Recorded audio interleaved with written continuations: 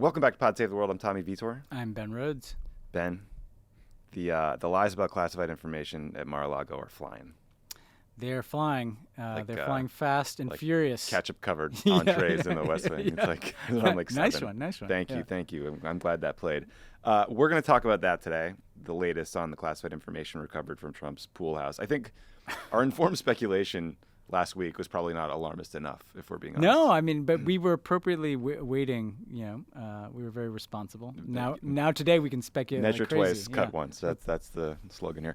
The 1-year anniversary of the U.S. withdrawal from Afghanistan. We're going to talk about Iran and assassination attempts, some hostage updates, a wild story about the secret work life of the former prime minister of Australia, elections in Kenya, a big election in Kenya, some news from some news from Burma and Ukraine, and why TikTok has a disinformation problem, and then a tripping bear, hallucinogenic honey. Tripping bear, yeah. Something we all can get behind. I didn't realize that honey was out there, but we'll get to it. Apparently there's some in the U.S. too. And then you just talked with Congressman Adam Schiff, who runs the Intelligence Committee, I believe. Timely interview. Very timely.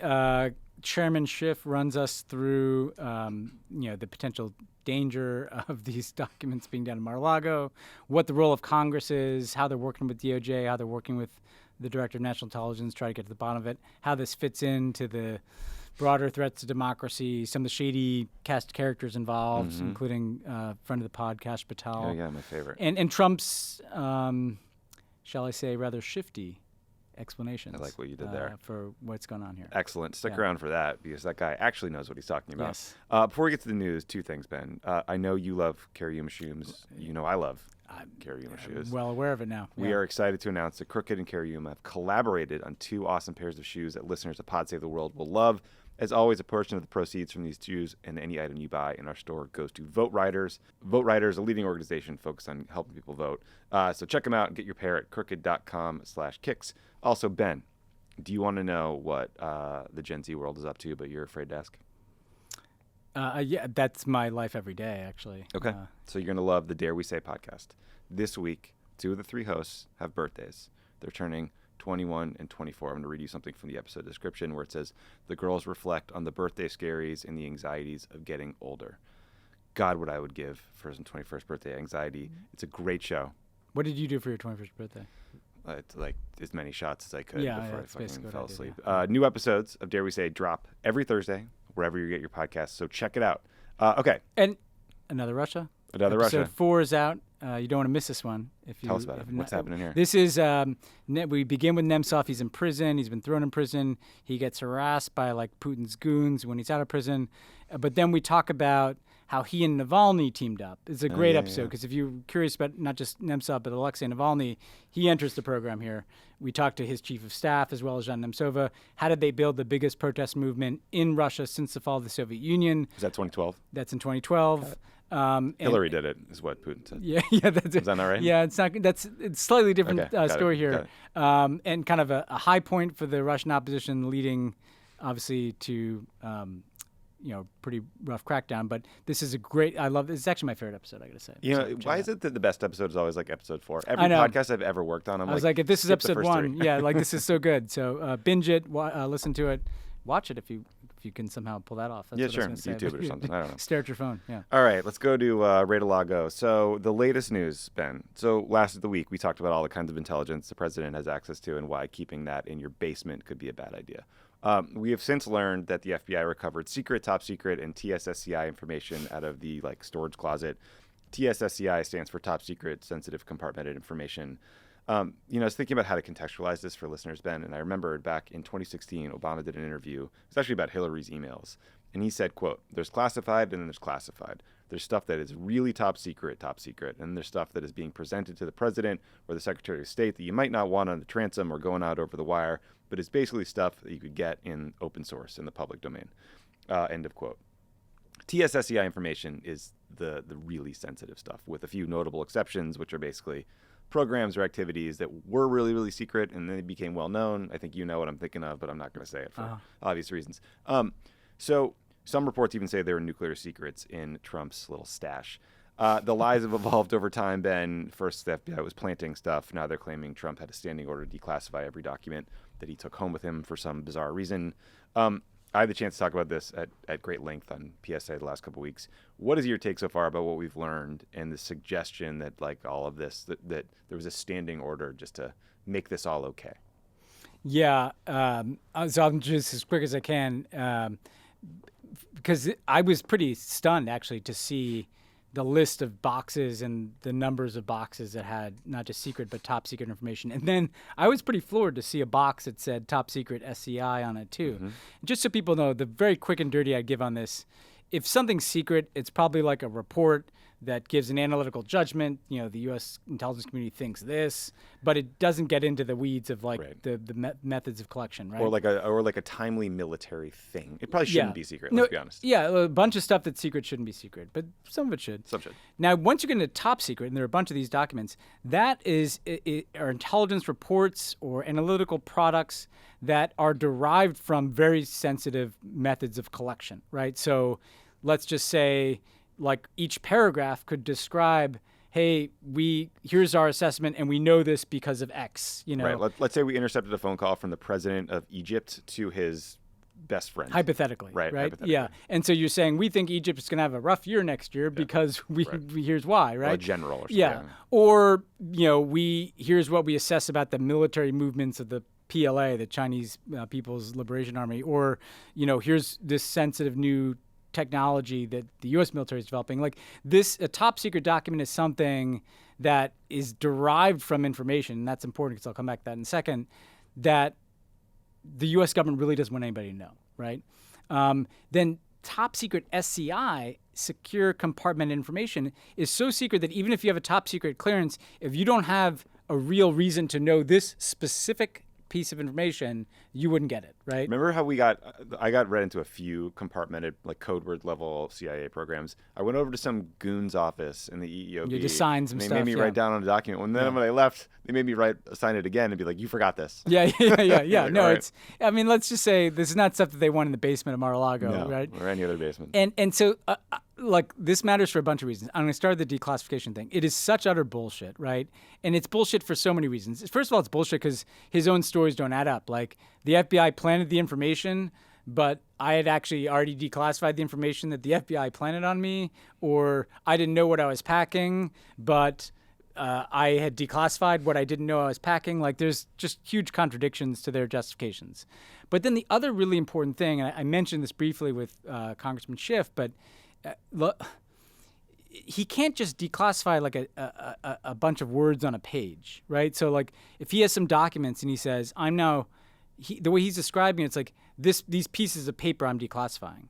The pieces of paper, I remember reading reports, again, and I'm not revealing anything here, that, like it could refer to like 30 different methods of collection, right? Like is he declassifying all of those intelligence programs? So again, to use the hypothetical, Right. if there's some report about country X, you know, and we believe this to be the case because we know that for these reasons, he's not just declassifying what we believe, he's declassifying all of the programs that informed that piece of paper, right? It doesn't... It's like Michael Scott being like, I declare bankruptcy. It's just, it's over. Yeah, it doesn't work that way. It doesn't work that way, right? So never mind that he went through no protocol. There's no record of this declassification. It's ludicrous. If these documents really were declassified, then why can we talk about them now? Like why, Right. you know, like they're treating them as pretty classified right now. So it just doesn't hold up. And I think it does, like the two giant things that cry out for attention here are the entire system of classification breaks down if dudes are able to pack it up and take it with them. It's even worse when they're at a place like Mar-a-Lago where like every video I've ever seen from Mar-a-Lago is at a wedding with like 200 drunk people. And, you know, if you think the Chinese or Russian government couldn't somehow figure out how to get somebody into Mar-a-Lago, like you haven't watched enough fucking movies. Yeah, you watch know? The Americans. Yeah. I mean, it happened. In 2019, they arrested a Chinese national who had like 9 thumb drives on her and a bunch of SIM cards and shit. Like, that was not on the up and up. I mean, yeah, the current legal framework for classifying documents is Executive Order 13526, which was an Obama EO in 2009. It is absolutely true that a president can declassify whatever he or she wants, with some notable exceptions, including nuclear secrets and anything that names sources and methods within that document. Yeah. So those are some pretty big exceptions. That's a lot of stuff. That's a lot of stuff. Yeah. Yeah, and you have to go through a process. I mean, I remember... Right, you talk to the DNI. The example I give is we declassified the bin Laden raid, so he could go out and talk about that. Or we declassified a pretty awful drone strike that ended up killing an American in Pakistan. And he literally had to have he had conversations with the DNI and the CIA director before he declassified it. You don't just kind of let people know a few weeks later after you're no longer president. Yeah, you know. And the last thing I'm going to say, Tommy, is like the why. And let's get to the motive. Okay, yeah. So just one last point. Like the DOJ, if they want to prosecute him, none of this conversation really matters because they can do so under the Espionage Act, which which they can prosecute you for, classified or not. But so to the motive, like why have all this crap? So there's the theories, chaos theory you mentioned. Final days were crazy. I took all this stuff. That doesn't explain why he gave back some of it, but not all of it. The second theory that we love, let's just be clear that we love this, is the sort of secrets for the Saudis. Yeah. A lot of people pointing out how sketchy it is that Jared Kushner got $2 billion from the Saudis for his little investment fund. Maybe these documents are connected. Again, I enjoy that theory very much, but there's no evidence to back it up yet. And also, as you've other than the $2 billion fund that Jared got. But as you've pointed out many times on the show, like Jared has a lot of this information in his head that he could pass along. He doesn't need these documents. Yeah. Lastly, this is the one we should dig into probably. There's some old interviews surfacing with a former Trump aide named Kash Patel, who I believe you talk about with Shifty Schiff later, Congressman Schiff later. Yeah. Kash worked for Devin Nunes, then he went to the Trump NSC. Then he closed out Trump's single term as the acting chief of staff to the Secretary of Defense. Kash Patel was mysteriously named representative to the archives for Trump in June, and has suggested in interviews with like TPUSA and other really reputable outlets that he is still working to declassify documents related to the Mueller probe that he thinks will like absolve them. New York Times reported today the FBI has interviewed former White House counsel Pat Cipollone and his deputy about these files. The reporter also said that Trump, when pressed on this, said, "It's not theirs, it's mine," about the boxes. So he's basically a 5-year-old. So what do you make of the motive? I just sort of ticked off some of the stuff that's swirling. So, yeah, I mean, first of all, none of this is his. It's the property of the U.S. government. Like, you know, it's not like they were Donald Trump's personal musings. But look, the first thing we should say that up front is that there's no motive that excuses him doing this, right? So let's say he thought they were cool. Like, that's not a reason to take them. Let's say that he likes to have, like, you know, John Daly in off the Pro-Am golf tour and show him some nuclear documents because he's showing off. That's not a reason. Like, No. you know, I've heard some people describe that as if it's like the positive, you know, well, maybe he just wanted to show this to some of his buddies. Like, but it's not a reason. The North Korea letters one is always like thrown around. I'm sure you and I would love to take a bunch of, I still know some cool stuff. Cool, like to show I'm not people, gonna tell you. like I can't do that. Now, to get into the more nefarious ones, like the Kash Patel one, which we talked to Adam Schiff about a little bit, but essentially is like, could he have taken a bunch of documents related to the Russia investigation that he wanted to use for some purpose, right? Now, first of all, what are these documents? What intelligence collection methods is it derived from? Selectively pulling documents out of the millions and millions of pages of documents that the intelligence community has because you think they make you look good or not going to tell the whole story of the Russia investigation. And again, they're still classified. They're not like, it just shows, in some ways, that's an incredibly damning motive because it shows that it just treats the U.S. intelligence community and the entire U.S. government, for that matter, as just some extension of his personal political interest and not as the national security enterprise that it is. But there's also just, could he profit in any way from this? And the Saudi one is the most acute example, but there's all kinds of information that would be worth a pile of money on the open market here. Yes, it's an extreme thing to think that Trump may have wanted to profit off this or wanted people in his family to profit off it, but like we know that's never stopped Donald Trump before. So the question is, like, did he want to do anything with this information? Did he want to, was it leverage on somebody? Like, I was struck by the France part? Exactly. The box about information pertaining to the president of France. I wonder if that's the biggest story in France the last week. You have to suspect that that's freaky for Macron and just like catnip for their press corps. Yeah, and the thing is, we don't know. And if there was a very benign explanation, like, why haven't we heard it? Like not to play that directional card, but like when the file says dirt on the French, if it literally was just like letters from Kim Jong Un, then he could just say, you know what, all of these are my many boxes of love letters from Kim Jong Un. That's clearly not the case. And the stuff that is stamped, again, this is top secret and top secret SCI are stamped all over the documents, and those are intelligence community products usually. They're not like White House, it's not a memo. It's not like a memo from him to the chief of staff. Like, that would be confidential. That would be marked confidential or something, right? Like, so there's no explanation that is a good one. All the explanations, all of them are illegal, like, for him having this. Even if he mistakenly took them, that's still illegal. And there's a lot of bad ones. And so we really do need to get to the bottom of this. Did you help Obama steal 30 million documents and bring them to Chicago? We absolved Dan at the Nashville show. That one had about, I went with him to his new office. Like, I went to work there like the next day, and there were not 30 million pages with us. No, it wasn't that big enough of an office. I mean, the archives it's interesting actually. The archives has custody of those documents, and they're kind of shared with the post-presidency, but none of them are like sitting in Barack Obama's basement. That's too bad. Weird story. It will continue to evolve. It'll be interesting to see if they just wanted the stuff back, if they charge him, what more comes out. I mean, the thing that sucks about a story like this, honestly, in some ways it's really hard on Trump, is no one can ever put out the full story of what was taken because, like, by definition, you'd be exposing classified information, which means it's very hard for Trump to clear his name. But I think, given what we already know, it doesn't seem like that's possible anyway. Yeah, and I think the biggest question ahead of us, with all the caveats that we may not ever know exactly what's in every document, is what DOJ is investigating just the fact that this guy had these documents and they wanted them back, or is DOJ investigating something that he was doing with these documents? Yeah. Both of those, he broke the law and could face really severe consequences, including prison time.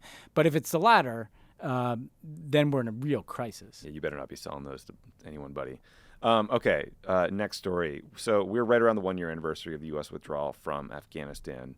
The short answer of sort of the situation there, Ben, it's just very dire. It's incredibly dire. I mean, unfortunately, as we expected, I think we talked about this a couple weeks ago, the Biden administration has ruled out releasing any of the $7 billion of Afghanistan's money that was in the Kabul bank that was being held on U.S. soil that was seized around that time.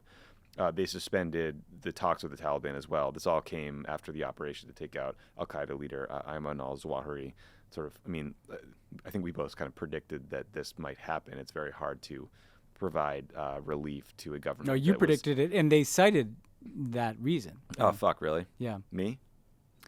I blame me. I agreed with you. I agreed with you. Here's the thing I think people need to know. Trying to give you credit. The politics of giving money to a government that was literally just harboring the head of al-Qaeda are obviously very difficult. Everyone should know that I think 80 families of victims of the 9/11 attacks just came out and said you should give back at least half of that money because the humanitarian situation is so dire that kids are starving to death and dying. So, like, it couldn't be more urgent to get relief to the Afghan people. The government made it so much more difficult. Yeah, I mean, I totally understand the political reality when they're harboring a terrorist like that.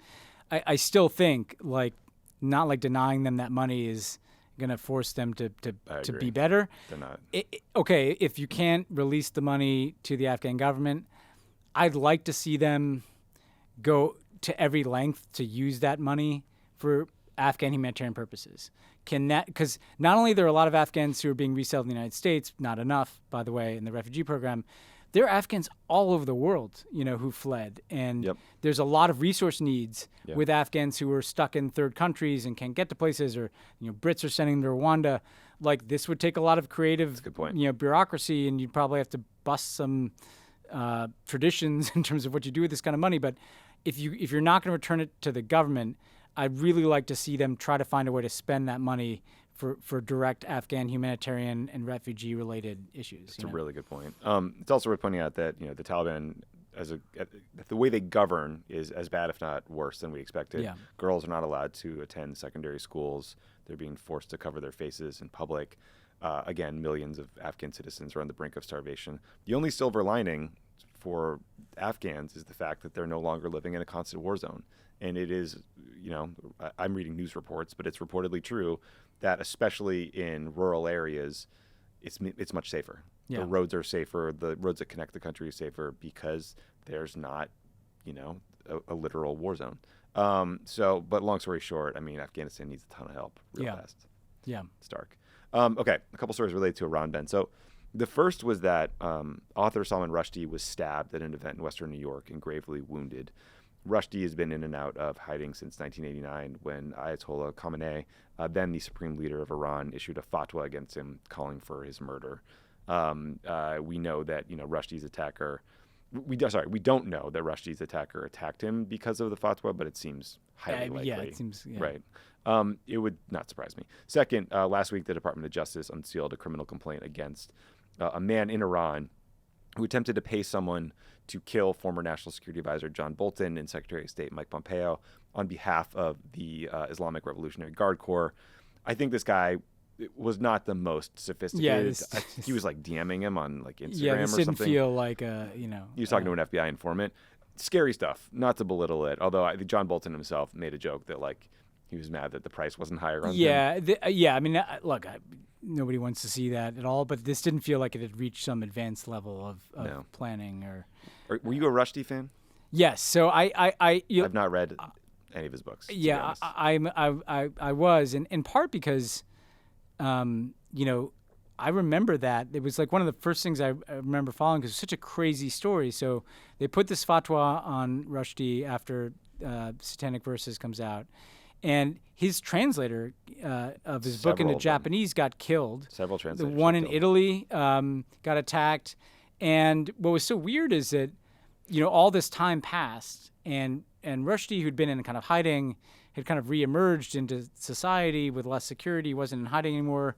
It's actually a great Curb Your Enthusiasm. It's a great Curb. Fatwa against Larry David, making fun of fatwas, I do think that to put this on the Iranians who came out and denied any responsibility, like it just shows you the how dangerous that kind of ideology is once unleashed. That decades later, in a place like a quaint part of Western New York, this could happen.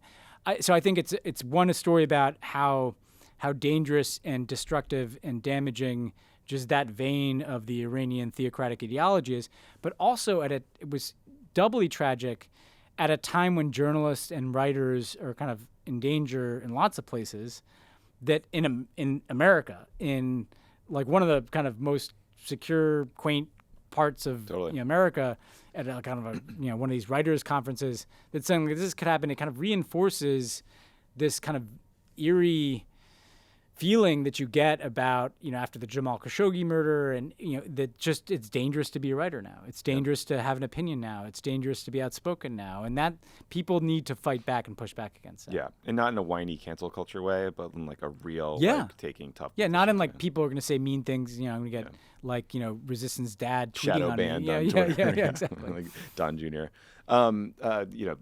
We talked a lot recently about Brittney Griner, the WNBA star, who's been held unjustly in Russia for many months now. The latest there is that Griner's legal team has appealed her verdict, so hopefully that will push forward the talks of a prisoner swap with the U.S. We'll keep you guys updated on that, but there's no real news there. We did also want to tell you about another hostage named Austin Tice. Austin Tice is a former Marine. He became a journalist, and he was abducted in Syria literally a decade ago, like 2012. And there were some talks shortly after that happened. I mean, we were in the White House at the time, Ben, with the Syrian regime about getting him home. Those stalled over time. They sort of reignited. I think actually Kash Patel, of all people, some of the Trump people went over to Syria to try to have conversations with about getting Tice home. They were obviously unsuccessful. But recently, there was some movement on this because the Biden team released a statement saying they know with certainty that Syria has been holding Austin Tice. And I think they believe he is alive. So there's a long, excellent report on this in McClatchy that everyone should read. But I really just wanted to raise it because raising awareness about these cases is good. It also, read the story. It's just devastating what these issues do to the victims and their families. Imagine losing your kid for a decade. Yeah, I mean, we believed he was alive at the end of the Obama administration, and would always raise it, not just, in whatever, there wasn't a lot of contact with Syrians, but we'd raise it with the Russians, given their influence there. And what was interesting is they would never, the Syrian government, if you follow the pattern throughout this thing, they never say they have him and they never say they don't have him. Mm-hmm. And it's actually the uncertainty that I like just breaks your heart 10 times more over for the family, because there's just this hanging question of whether they have him or not and what condition he might be in. That was a notable statement from the Biden administration that they believe he's being held, but not much hope that there's some process that could lead to him being freed. And so it's just, your heart breaks for that family. And it does just show you that there's an opaque nature to, we don't talk much about Syria anymore, but like, this is not like a normal government, right? I mean, this is a country that is responsible for the hundreds of thousands of deaths. It's a total pariah state. It's totally dependent on kind of Russia and Iran for anything. It doesn't control its own territory. There are so many unaccounted for people there. We saw the Gulf states, the Arab states kind of begin to normalize relations, but to what end? Like what? At some point, this kind of gangster regime, there needs to be a process to address this on what is looking like the back end of the Syrian civil war. Yeah, truly. Another sort of long-term challenge is Myanmar. The latest news is that Aung San Suu Kyi, who's the democratically elected leader of Myanmar, was sentenced by a military court on 4 more charges that added another 6 years to her previous 11-year sentence. So she is 77 years old. The New York Times reported that she's being kept in a 200-square-foot cell that reaches temperatures over 100 degrees during the day. So the military staged this coup back in February of 2021. They sentenced her to prison. There's been this just horrific civil war and fighting. It seems likely that she's going to face even more bogus charges in the coming months. So just, a pretty grim update, Ben. Yeah, and I'd mentioned before when this came up that, God forbid, but if Aung San Suu Kyi were to die in custody like that, whatever lid remains on that country is going to blow. Yep. I should also add just like a personal note, like, having met with Aung San Suu Kyi a few times, like she was already someone who seemed pretty scarred by her time, largely under house arrest, not even in prison. So, like the example I give is that she had a real pop culture obsession. Like one time we had to bring her a DVD of Glory. Like she wanted to watch that movie. Sure. And Great movie. The last time I saw her, actually, she was talking about The Crown, but like it was someone who'd been deprived of. Oh, I see. You know what I mean? Like someone who'd been deprived of culture, of external information at times, or had been like left to rely only on a certain number of things. It's just tragic that this, whatever you think, there's a lot we've talked about Aung San Suu Kyi and all her complexity, but for her to be back in that situation is really heartbreaking. It's really horrible. Okay, let's turn to Kenya, where there was a recent election, a presidential election. William Ruto, who is currently the deputy president of Kenya, was declared the country's next president on Monday. The Kenyan Electoral Commission said Ruto defeated his opponent Raila Odinga by a margin of 50.49% to 48.5%. But, big but here, 4 members of that 7-person commission board said that they could not stand by the results because the process lacked transparency. It seems likely, or I think he may already have challenged, Odinga will challenge the results in court, as he did successfully in 2017. There's serious concerns about potential violence. Ruto ran as this kind of like outsider, common man. He compared Odinga to, sort of someone who'd been in politics forever, had a family and a father, I believe was the VP. Odinga said that's obviously bullshit. He called Ruto rich and corrupt. Notably, the former President Kenyatta, endorsed his longtime opponent, Raila Odinga, over his own deputy, Ruto. Ruto then won. Ben, I don't know. It seems like there are going to be more efforts to examine these results for irregularities. It'll be interesting to see what the former President Kenyatta says. Hopefully this resolves quickly and peacefully. But, I think we're going to be talking about this for a minute. Yeah, I mean, Kenya, hugely important country in East Africa, growing economy, really central to any effort to deal with the other problems in East Africa, including up to places like Ethiopia. Just the backstory is really interesting and relevant to this, which is that, Kenyatta is the son of like the founding father of Kenya. He comes to power in 2008 in a contested election with Odinga, in which there was a huge outbreak of ethnic violence that killed thousands of people. And in the aftermath of that, by the way, Kenyatta and Ruto were charged by the International Criminal Court for their role. Now, over time, those charges got dropped, but these same three characters have been in Kenyan politics for a while. Forever. Now, importantly, Kenyatta comes from the Kikuyu tribe, the biggest tribe in Kenya, and Odinga comes from the Luo tribe, which has felt marginalized in Kenyan history. Our former boss, Barack Obama, comes from a Luo background as well. And so what's so interesting here is that after the last election, where Odinga said there were irregularities, he got the Supreme Court to call another election. Kenyatta won that election. Kenyatta and Odinga had this kind of famous handshake where they reconciled. And then Kenyatta decided, actually, I'd rather this guy who was my sworn political enemy from a different tribal background in Kenya, I'm going to endorse him over Ruto because I'm not worried about Ruto being corrupt, or maybe I'm not worried about Ruto coming after me, prosecuting him, or whatever it is. It was quite a dramatic turn. And so I say all that backstory because right now what you have is a circumstance where they've announced Ruto is the winner. He's a bit more of a wild card guy. He ran this campaign appealing to the hustlers. Yep. And Kenyatta has not really said much. And the 4 members of the election commission that chose not to validate these results are seen as kind of, like his guys, closer right? to Kenyatta, right? And so this could go a bunch of ways because it could go into the courts and they could force it into a runoff because if you get under 50%, it goes to runoff. They could just, come out and say, no, Ruto's the winner, and maybe Odinga accepts that. Odinga challenges it. Bottom line is the worst case scenario is there's an effort to challenge this result. There's violence and ethnic violence. A region that already has a bunch of violence around it suddenly has kind of its anchor state, Kenya, in turmoil. So the hope is whatever happens, they get through to the other side. Kenyatta has done pretty well as president on a bunch of stuff. Not a perfect guy or perfect president. Kenya's been on a pretty good trajectory. You would hate to see that. The economy has been growing, even if inequality is an enormous problem. They've tried to play a constructive role in some of these regional issues. You'd hate to see all that come apart here. So this is something to watch for the next couple of weeks. And hopefully the White House is getting engaged. I mean, you could see Tony being a big. Tony was just in Africa Yeah, too. he was just over there. Yeah. Not in Kenya, but I mean, they just put out this Africa strategy, right? Whatever Africa strategy you have, if Kenya's not on board, you've got a problem. You're in a tough spot. So that's a very important, serious story that we'll watch. Let's go to a very stupid and weird one.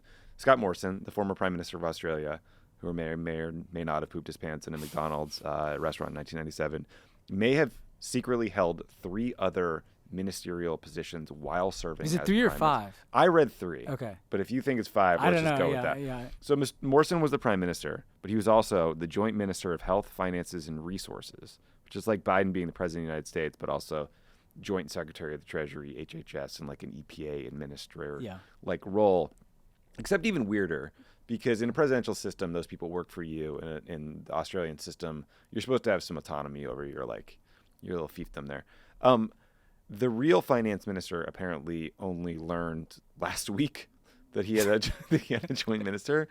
So the current prime minister, Anthony Albanese, is going to investigate all of this. He's part of this new, more progressive government that's doing great stuff. But Ben, what I'm wondering is if this means that Scott Morrison also pooped his pants at a Burger King, Taco Bell, and Wendy's.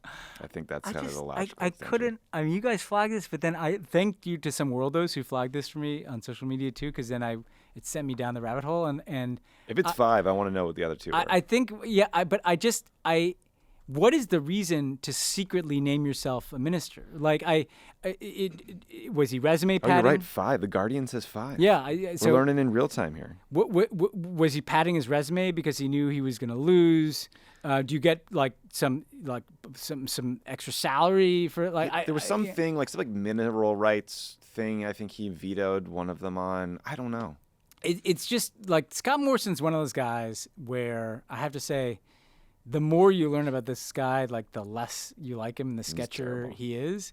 And all these joint, the most cynical one is Tony Abbott, kind of noted blowhard, had also made himself like a minister of like, but he did it for like women's issues, right? Which is and he was a noted misogynist. misogynistic prick. So I do think I like that the Albanese government, in addition to their climate plan, so the most important thing is Australia has rejoined the world in fighting climate change, and we love Australia, and they're such a great ally. But you got to get to the bottom. All right, I like that he's like saying. I got some more details Okay. for it. So this was in the middle of the pandemic. So like, boy, if you're gonna seize a bunch of power, interesting time to do it. Yeah. So Minister of Health was the 14th of March 2020. Finance the 30th of March 2020. April 15th he did administer the Department of Industry, Science, Energy, and Resources. The 6th of May, the Department of Home Affairs and the Treasury. I mean, but didn't tell anybody. That's the craziest thing about this is like that. Like he's like secretly. talk about hustle culture. What's Well, this guy doing? and this is not a noted intellect, right? So this No. is not a man who's like, I really want to plumb the depths of health policy. There's something going on here, and I really implore the Australian government to not just let this one drift by, like exposing the kind of strangeness and potential corruption of the Morrison administration is a worthy endeavor. Albanese says, turns out he was the world's first stealth bulldozer because he was pledging to bulldoze the government. That's good. That's a good pretty line. good, yeah. Morrison said he had put in place arrangements because of the uncertainty surrounding the pandemic as a break glass in case of emergency safeguard. I don't buy it. So, is that basically like Scott Morrison is his own designated survivor? Yeah, I guess so. Yeah. What an asshole. What a stupid thing to do. Australia. We get great content from Australia. I love Australia. Yeah. Okay, let's talk about Ukraine because we actually didn't talk about it last week for the first time since the war started, but some important things have happened. So, the New York Times had a report that's just worth reading about the widespread indiscriminate detention of Ukrainian citizens by Russian forces in areas they occupy. These detainees are often tortured, many are killed. It's another war crime to investigate in the future, and another reason why this is just such a nightmare. Meanwhile, though, Ben, the Ukrainian military is going on offense. They attacked the headquarters of the Wagner Group, which is the Putin-linked Russian paramilitary group we talked about before. Couldn't happen to a better group of guys. So yeah, apparently a Russian journalist accidentally revealed the Wagner Group's location on Telegram, posted a photo that made it. They had like a street sign in it and geolocated them. Oopsies. Great tradecraft there, guys. Yeah, I hope you got a bunch of likes on it. There was even speculation that Prigozhin, the oligarch who runs the Wagner Group, was hurt or killed, but I don't think that's been confirmed. That would be massive. That would be huge. He's called Putin's chef, I think, because he supplies them food. Yeah, he was like catering over there at the Kremlin, but he's Jack of all trades. all the shady shit that they did in Africa. This guy was financing and profiting off. These guys are destabilizing countries all over. Also, Ukrainian special forces were somehow able to attack a Russian airbase deep inside Russian-occupied Crimea that Ukrainian officials said destroyed 9 Russian military planes, which is the worst loss for the Russian military since the war started, and just a huge psychological blow to Russians who thought they were safe in Crimea. But shortly before he came in, there was another mysterious explosion at a Russian arms depot deep in Crimea. So clearly they have some partisans deep inside the peninsula who are helping them out. Here's where this gets complicated, Ben. In a speech talking about these incidents, President Zelensky said that Ukraine will continue fighting to liberate Crimea, which Russia invaded in 2014, basically saying the war's not over until Crimea is liberated. That is a big additional step. Yeah. That would take a lot. It's an expansion of the war. So, in a way, these things are connected, all these things you just talked about, because, first of all, what's happening to Ukrainians in areas that are occupied, and these kind of, it's like World War II, where we didn't really know how bad it was till after, like in terms of internment camps and displacement. And I worry that we're just, we're going to learn that as horrible as the indiscriminate bombing of cities has been, that the greater scale of war crimes could be whatever the hell they're doing with all these Ukrainians that they're bringing into Russia. Yeah, I mean, the occasional video that leaks out is just... And it connects to the Zelensky thing, right? And you've made this point before on the pod, which is that part of the reason why he can't compromise away the Donbass, for instance, is that they know that any Ukrainian that is left there is basically being deported. Living in hell, yeah. And living in hell. And so now Crimea is a bit of a different story geographically and for a lot of reasons. I think that part of what this is about is just them wanting, where the Russians are going inch by inch in the east, the Ukrainians are focused on the south, and kind of creating a military problem for the Russians in Crimea is a way for them to go on offense. And it's kind of signaling, because this seems like it's too far to be artillery, even the artillery we've given them. If they have special forces or partisans who are making Russian stuff blow up in Crimea, it's kind of a message of what would happen anywhere that Russia occupies territory. Russia may be gaining some incremental territory in the east, but they're sending a message like, you're not safe in Crimea. You're not ever going to be safe in Luhansk or Donetsk in the east either. And the trolling has been, I saw the explosion today. They don't confirm that they did it, but they say things like, if you're Russian looking to go on vacation somewhere, don't go someplace that is held by occupiers. They're like, don't smoke near the ammo depot. Or don't smoke near. Like they're being, they've got this kind of pretty like intense Ukrainian humor. But I do think it shows that like they're not invading Russia, but attacking Crimea is like the closest thing they can do to that. Yep. And I don't know that they necessarily believe that they will retake all that territory, but I think they do believe that they can send a message, hey, Crimea is not safe. It will never be safe. Right. You're not winning territory. You're winning, territory that is going to open up insurgency and death and destruction of your military. That's the message I think. Yeah, and they're making them defend it, I think, which takes away resources from other places. A few more quick things, and we'll get to your interview. So there's been a lot of reporting lately about the problem of misinformation on TikTok. Jon Favreau did a great offline episode about this with Professor Scott Galloway that's worth checking out if you want to go deeper into whether the U.S. should basically ban the company here. But misinformation has been running rampant abroad for a long time. The Philippines, Latin America, Europe, Africa, including a lot of disinformation in this Kenyan election we just talked about. In the U.S., it's a lot of lies about election fraud and COVID that have gotten millions of views. And it's raised a bunch of thorny questions, especially since the TikTok algorithm is pretty much a black box. We don't know if misinformation is spreading on these platforms because, there's just a fundamental flaw with all social media, if it's because of something specific to TikTok and its algorithm, or, more conspiratorially, if a Chinese company like ByteDance might be forced to manipulate the algorithm by the Chinese government. That kind of meddling could take a bunch of forms. It could be helping, Trump hurting Biden. It could be more just the Russian model of creating conflict, or it could be more subtle. And it could be, tweaking the algorithm to make people feel depressed or angry or whatever you want. And so ByteDance claims that they keep data about Americans separate from the Chinese government. I don't believe them. So I don't, Ben, we talked about this way back in the day when Trump was talking about forcing the sale to Microsoft. My thinking on this has really changed a lot. I think TikTok's become an invaluable resource for hundreds of millions of people. They get news there, they get entertainment there, but more and more news. There's growing evidence of, sort of side effects, mental health challenges, et cetera, from all social media. But the Chinese government's behavior has also grown super aggressive. And I just think to myself, okay, let's say back in the day, John Brennan's sitting at the CIA and someone's like, hey, we could do something that could influence the opinion of 300 million Chinese people. Would you do it? I think the U.S. government probably would, which to me suggests that the Chinese government would too. And I think we should probably act accordingly.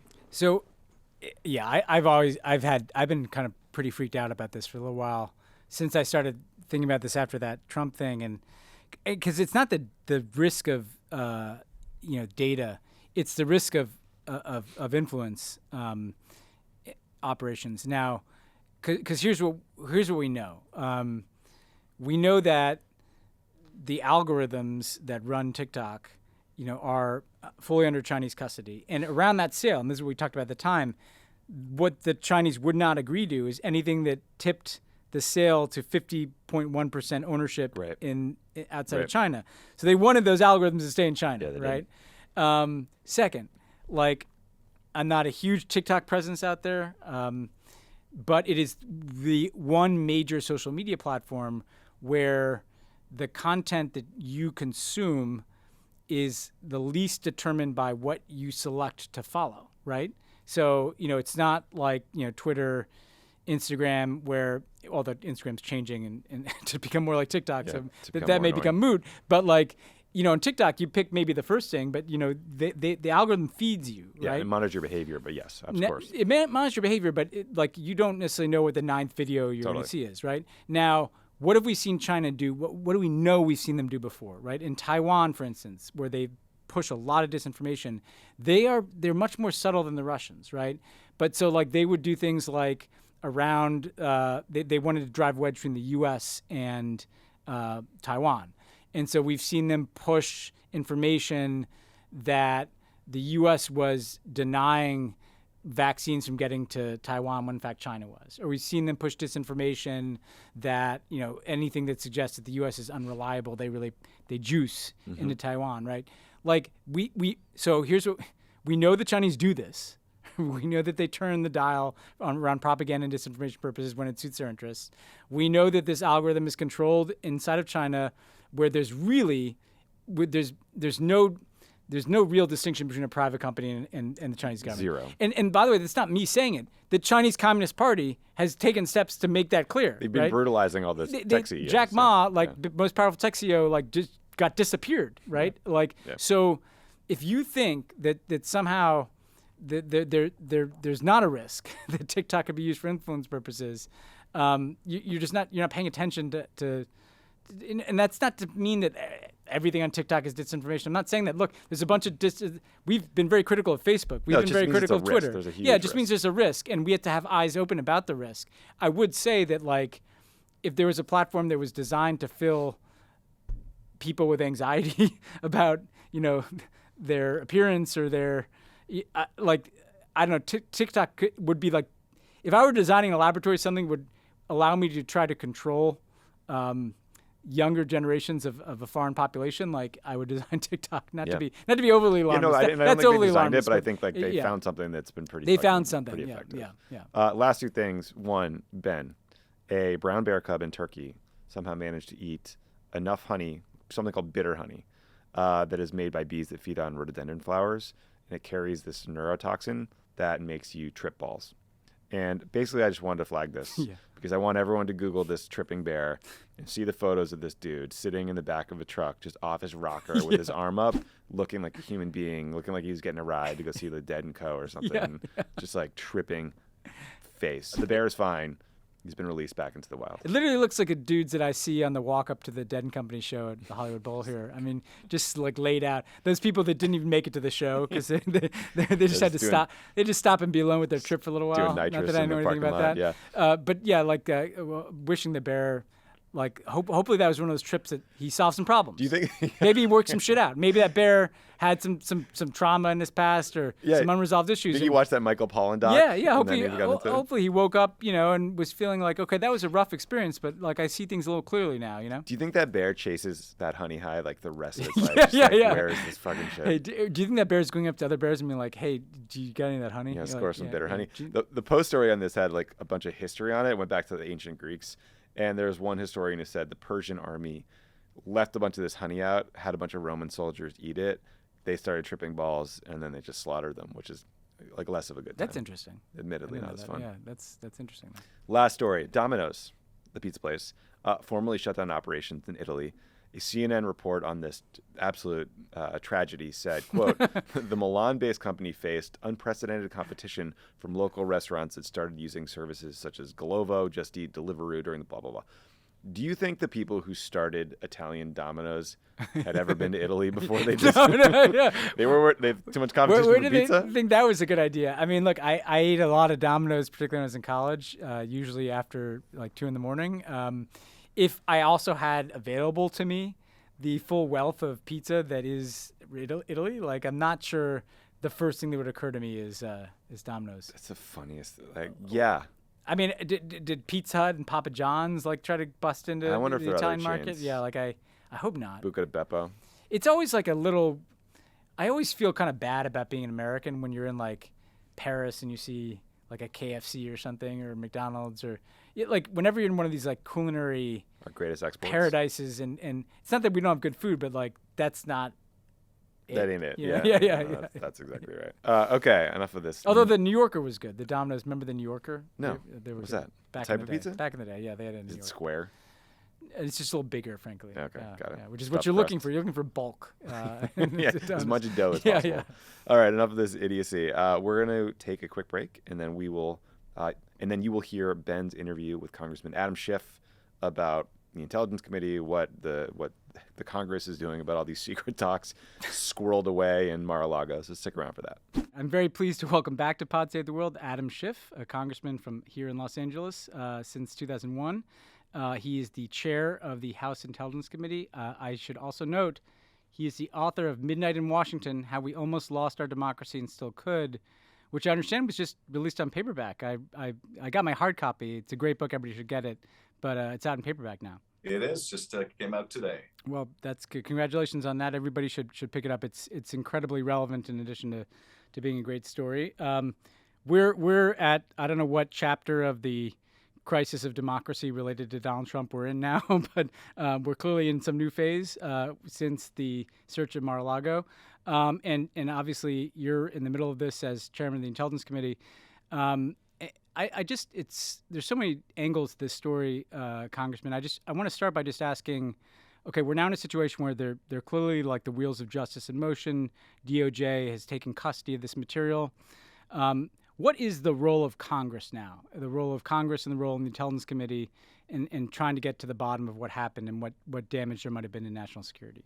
Our primary concern on the Intelligence Committee is the fact that you had highly classified information in a very insecure location, some of which was marked top secret, compartmented information. And what that often means, sensitive compartmented information, what it often means is that it would, if revealed, cause grave damage to national security because it would reveal sources or methods of gathering intelligence.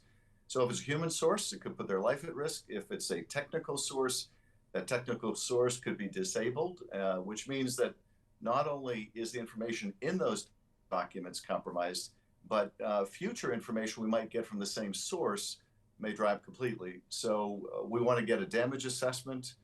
We want to know what, if anything, we can determine about whether those materials got into the wrong hands, but also what risk has been presented that may need to be mitigated now.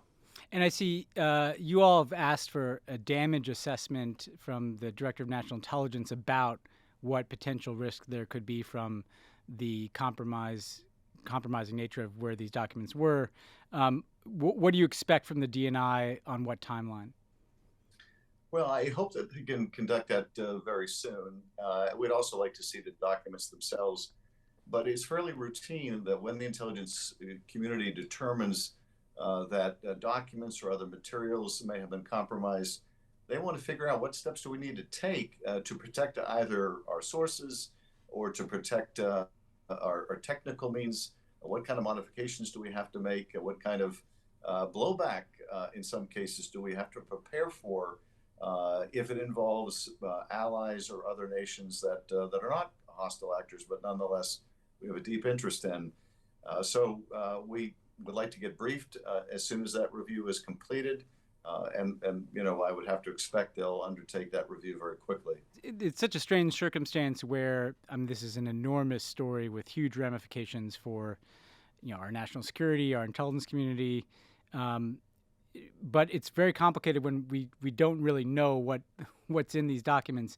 Do you think we'll get to a point where at a minimum, people like yourself who are elected representatives of the American people can have a look at what was taken?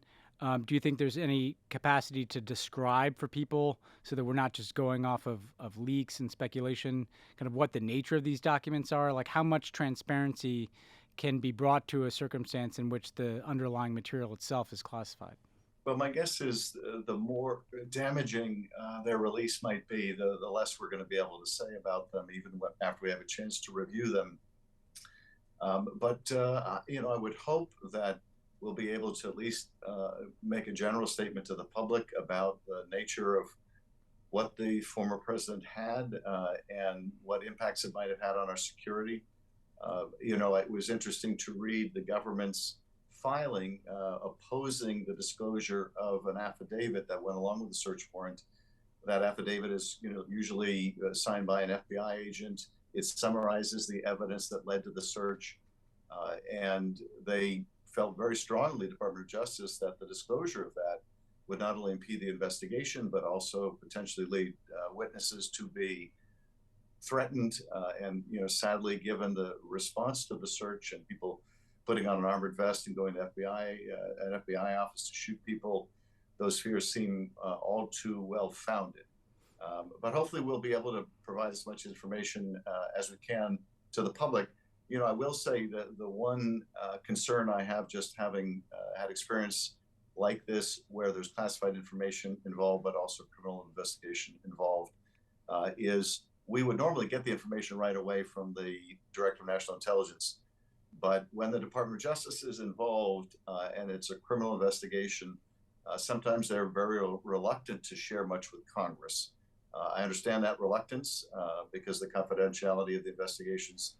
But here, obviously, we have a paramount interest in maintaining the sanctity of those materials. Yeah, I want to get into the why of it all in a second, why he took these documents. But before we even get there, looking back on the last several years of Trump investigations, one of the challenges we found, particularly in the Mueller investigation, was the absence of being able to be transparent about the severity of things that had taken place allowed Trump and a lot of his enablers to fill a lot of space with a lot of disinformation, misinformation, kind of wild charges back and forth. Is there a worry here that playing it by the book and taking the time, pulling the threads behind closed doors could at the same time allow that space to be filled by the type of hyperbolic incitement, frankly, that we're seeing leading to people threatening FBI agents or public officials? How do you balance, the understandable national security imperative for some discretion, the legal process taking its time, with the kind of reality of post-Trump politics where that time can be used for pretty nefarious ends? Yeah, it's a great question, and we can see that the Department of Justice has wrestled with exactly that.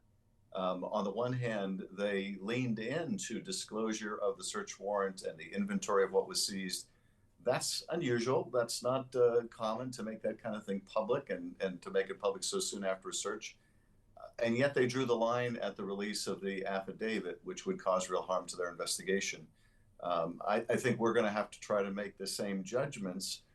That is, we don't want to disclose more about these documents if indeed that they would gravely damage national security and dry up sources if they were disclosed. But we can count on anything that isn't disclosed being exploited by the former president to make unfounded claims. Donald Trump has shown time and time again, and this was reinforced after this search, that he is willing to tear down the country along with him. If he feels like he's going down in any way, he is willing to tear down the house, our house, around him. And you can only imagine if the mere execution of a search warrant has him inciting people to attack the FBI, literally, what he would do if the Justice Department moved closer and closer to potential charges regarding this or regarding January 6th or any other misconduct that the president may have been involved in. Yeah, I mean, he's got a lot of irons in the fire right now. I do want to just, I know we can't speculate too much here, but you obviously have the experience of being someone who's in the center of the intelligence community, but also, experience as a prosecutor. There's been so much focus on what's in the documents and arguments about declassification, which we can get to in a second. But to me, the big glaring question is why anybody would take boxes of classified documents with them. What intent did he have in taking those documents? And obviously with President Trump, who seems to constantly put personal profit and interest above the country, that worries me as much as I worry about the lack of security around these documents in Mar-a-Lago. Do you have any sense at this point, as someone who's looked at things from an intelligence perspective and a prosecutorial perspective, about, are these concerns just about getting some boxes back and having them be secure, or about whether we're really looking at, the DOJ is really looking at why and for what purpose the former president might have decided to pack up a bunch of boxes of some of the most sensitive information, at least from a classification standpoint, that we can have in the U.S. government? It's really hard to say. Just knowing what we do of Donald Trump's personality and his greed. Certainly, things like the love letters from Kim Jong Un. You can see him wanting to possess, to display at Mar-a-Lago, or to exploit financially in some way. In terms of the classified documents, the only clue I think we have seen about them, and all I know is the basis of what we've seen in public reporting, is Devin Nunes' former staff member, Kash Patel, Yeah. who arose like kind of an evil Zelig through the Trump administration. Yeah. Dirty water you're willing to carry, the higher you could go, said publicly that there were documents that they took relating to the Russia investigation. I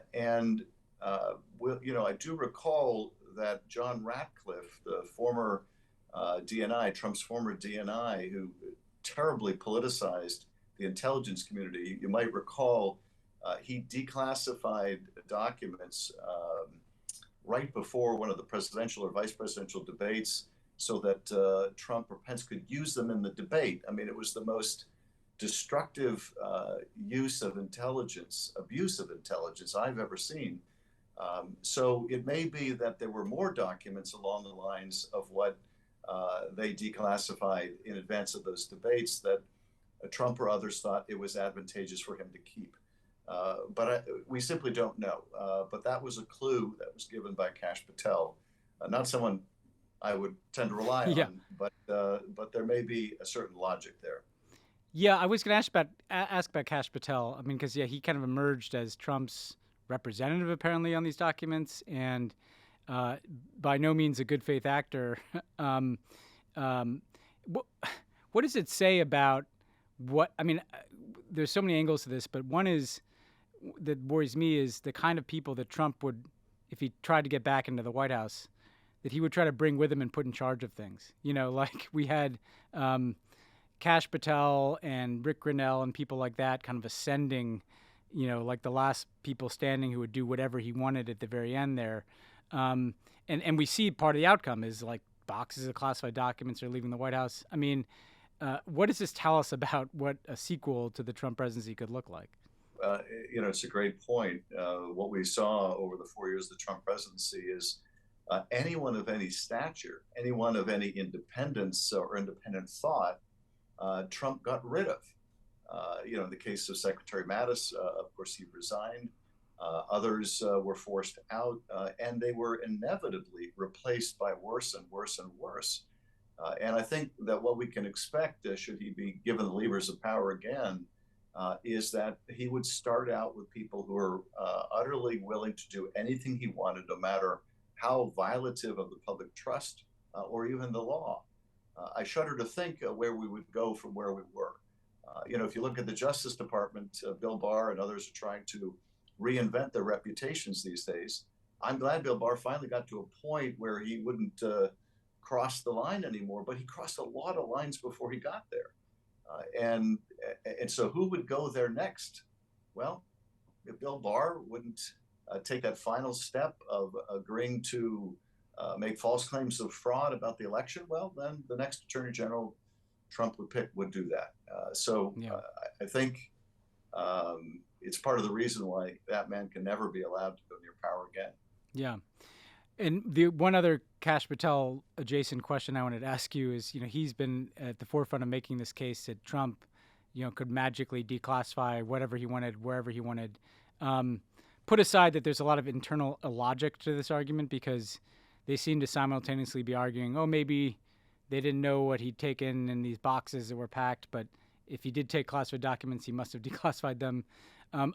As a functional matter, as someone who's handled these documents like you have, if you're talking about top secret documents, one thing I think that hasn't got a lot of discussion is that it's not like the documents themselves are the only thing you have to declassify. The documents presumably would either be describing or derived from pretty sensitive methods of collection and programs of collection that you might have to declassify as well, right? Because you're not just declassifying the printed words on the page. You're, to take him at face value, he would probably have had to declassify all of the intelligence collection that went into those documents. I mean, do you see any validity whatsoever to this idea that he somehow magically declassified these things when they came into his residence or when they were packed up to Mar-a-Lago? Well, I don't see any validity to it. And of course, Kash Patel will say whatever Donald Trump wants him to say. But I think the reality is, in a normal world and a normal administration with a normal president dedicated to national security, if they thought there was a public purpose to disclosure of classified information, they would go through the process where that is identified for the intelligence community. The intelligence community then goes through the same assessment, really, that would look a lot like a damage assessment, to determine, well, what impact would it have on sources and methods? What impact would it have on future collection? What impact would it have on friends or adversaries? And then that information would be used by the president to determine, okay, in that case, it doesn't make sense to declassify it, or maybe it still does. There's no evidence that any of that went on, or that there's any paperwork to back that up. All you have is Kash Patel blithely saying it. That ain't enough. It's certainly not enough to protect the country. And with respect to certain restricted information, the president simply can't willy-nilly say it anyway. And a former president certainly has no power to retroactively declassify things. Finally, I'll just say we've seen a shifting, endless series of explanations, rationalizations, defenses, excuses. The documents were planted by the FBI, the former president suggested, or they could have had them if they wanted them when they were subpoenaed and didn't apparently turn them over. And then just this being one of the latest, that, oh no, he had such a work ethic that he needed to bring the documents home to study. Well, is he still studying them in Mar-a-Lago? Anyone who's seen anything about the president's work ethic can see how fanciful that idea is.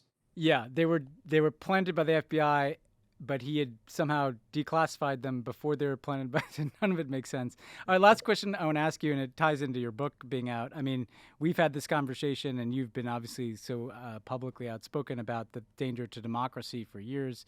We're at this phase now where, there's some good things happening, right? It's been a good month for the passage of important legislation. It seems like the Dobbs decision has kind of enlarged the number of Americans who are kind of seized with the reality that there's kind of a minority trying to impose its will on the majority. And yet, we also see election deniers embedded into state legislatures, really extreme candidates put forward for the U.S. Senate or governorships, threats, really importantly, threats to public officials, to the FBI, literal acts of violence taking place. I'm sure a huge volume of threats coming into, to local law enforcement and federal law enforcement.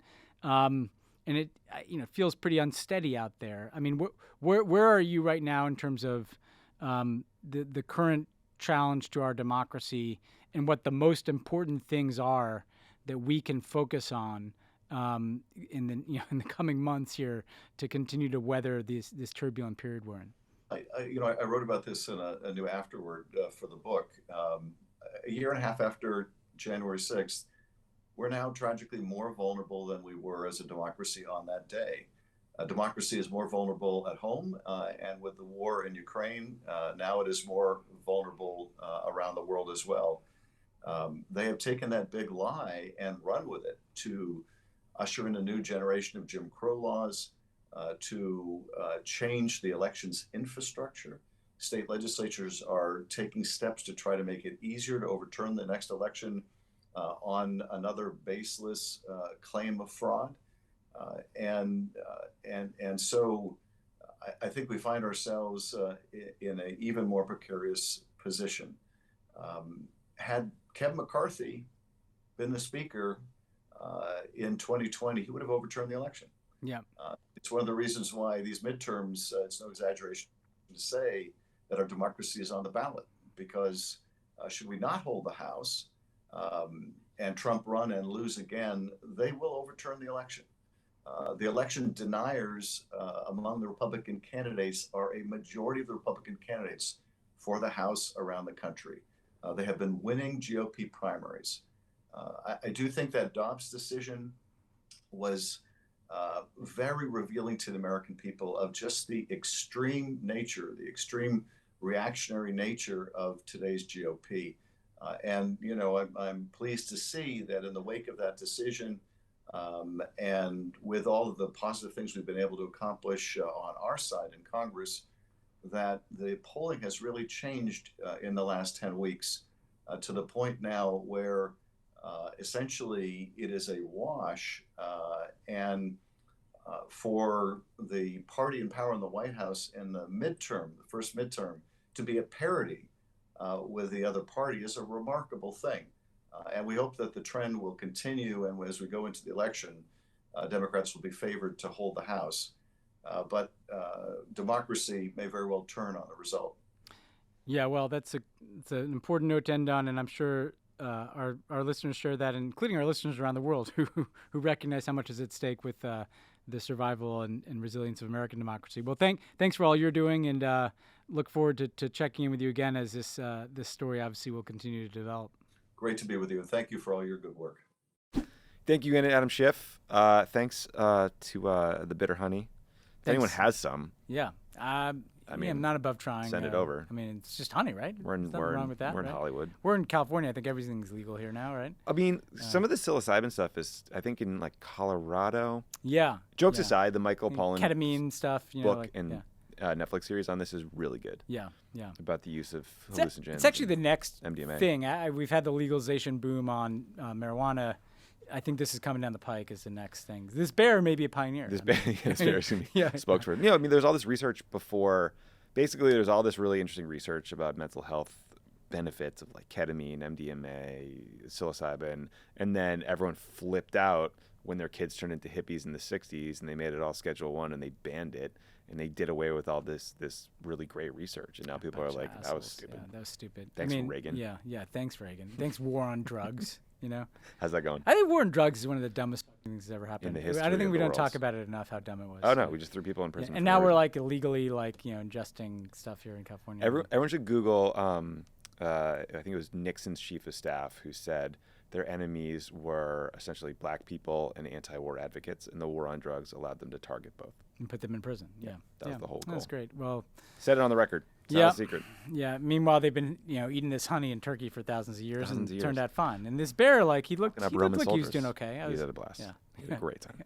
But it was lonely. He couldn't find anybody to trip with him. You know? Yeah, he needed a buddy. Yeah, he needed a buddy. That's honestly, the mistake this bear made. It's it's a little hard when you're alone. That's a good note. Not that I know. I'm just saying. Yeah, of course.